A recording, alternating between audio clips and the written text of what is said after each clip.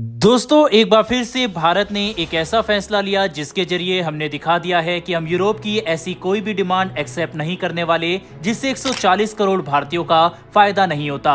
भले ही यहाँ पर आर्थिक फायदा कितना ही हो, लेकिन हम अपने लोगों के स्वास्थ्य के साथ कोई भी समझौता नहीं करेंगे। बड़ी बात तो यह है कि अगर यूरोप के इन देशों ने इसी तरह की सिमिलर डील भारत की बजाय किसी दूसरे देश को दे दी होती तो वह हंसते हंसते इसे स्वीकार कर लेते, लेकिन भारत नहीं, क्योंकि हम अपने इंटरेस्ट पर काम करते हैं। दरअसल दोस्तों सबसे पहले आपको ये पता होना चाहिए कि भारत यूरोप के एक संगठन यूरोपीय फ्री ट्रेड एसोसिएशन, जिसके अंतर्गत 4 देश आते हैं, उसके साथ एक फ्री ट्रेड एग्रीमेंट पर हस्ताक्षर करने के लिए 2008 से बातचीत कर रहा है। इस संगठन में नॉर्वे, आइसलैंड, स्विट्जरलैंड और लिechtenstein जैसे देश शामिल है। इसके साथ भारत का टोटल ट्रेड $6 बिलियन से ज्यादा है और आने वाले समय में काफी ज्यादा हो सकता है। ऐसे में अगर भारत और यूरोपीय फ्री ट्रेड एसोसिएशन के बीच एक फ्री ट्रेड एग्रीमेंट साइन हो जाए तो ये भारत और यूरोप दोनों की अर्थव्यवस्था के लिए काफी अच्छा रहेगा।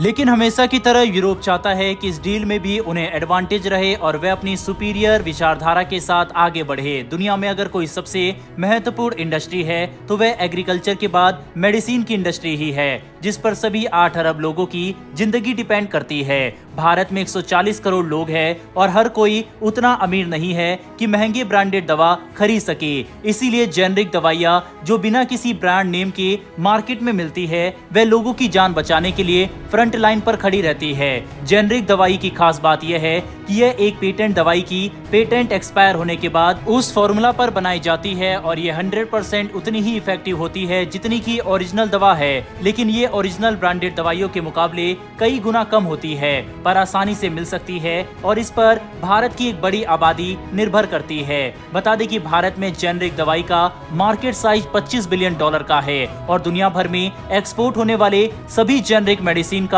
एक बड़ा हिस्सा भारत निर्यात करता है। यहाँ तक कि भारत इसका सबसे बड़ा निर्यातक भी है। देश के अंदर डोमेस्टिक मेडिकल इंडस्ट्री में भी जेनरिक दवाइयाँ 70 से 80% तक का हिस्सा रखती है। साथ ही 1970 में सामने आया इंडियन पेटेंट एक्ट भी इंडियन जेनरिक मेडिसिन को सपोर्ट करता है ताकि हमारे लोगों को मदद मिल सके। लेकिन यूरोपीय free trade association free trade agreement के बदले में चाहता था कि उन्हें हम हमारे देश में होने वाले सभी क्लिनिकल ट्रायल की जानकारी दे दे।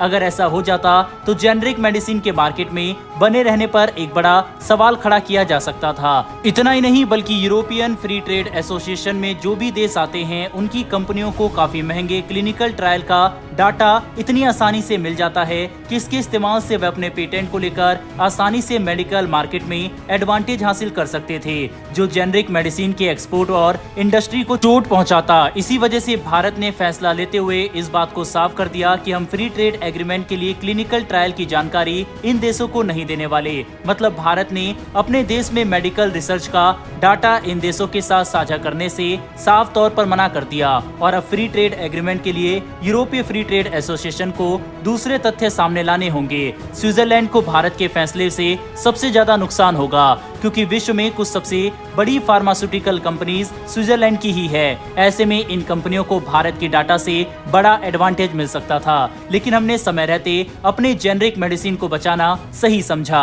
दोस्तों फार्मास्यूटिकल के क्षेत्र में भारत की प्राइवेट कंपनियां भी काफी तेजी से आगे बढ़ रही है, लेकिन भारत और दूसरे यूरोपियन देशों की फार्मा कंपनियों में एक बड़ा अंतर यह है कि हमारी कंपनी रिसर्च पर जितना खर्च करती है, हमारी दवाइयां भी उस हिसाब से काफी हद तक रीजनेबल प्राइस्ड होती है। यानी कि भारत की फार्मा कंपनियों की तरफ से आने वाले प्रोडक्ट इतने ओवर प्राइस नहीं होते जितने कि यूरोप और अमेरिका फार्मा कंपनियों के प्रोडक्ट होते हैं। दोनों देशों में मेडिकल और हेल्थ केयर पर होने वाले खर्च का अंतर भी हम साफ तौर पर देख सकते हैं। जहां भारत में अगर आज आपको एक एम्बुलेंस बुलानी हो तो सरकार की तरफ से या तो वह मुफ्त में या फिर एक काफी मामूली सी कीमत पर उपलब्ध होगी। वहीं अमेरिका या फिर किसी यूरोपियन देश में एम्बुलेंस को बुलाने के लिए आपको 800 से लेकर $1300 तक देने पड़ सकते हैं। मतलब एक बार एम्बुलेंस बुलाया तो आपको लाखों रुपए खर्च करने पड़ जाएंगे, जो इस बात को साफ करता है कि हेल्थ केयर भारत के अंदर अमेरिका और दूसरे देशों के मुकाबले कितना अच्छा और सस्ता है।